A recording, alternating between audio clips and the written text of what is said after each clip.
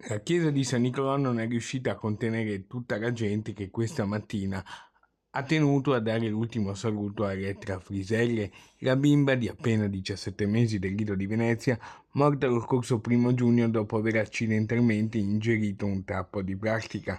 Tutta la comunità si è voluta stringere ai genitori della piccola e alla famiglia.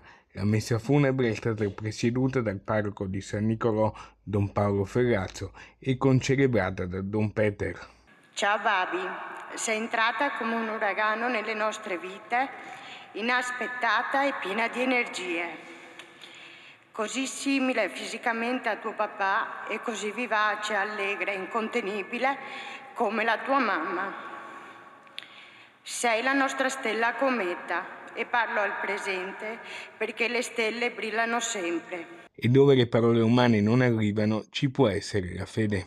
Quando la piccola Elettra ha cominciato a esistere nel grembo della sua mamma, per l'amore di questi due genitori, nata da questo amore, le è stata data un'anima immortale. E questo avviene da Dio.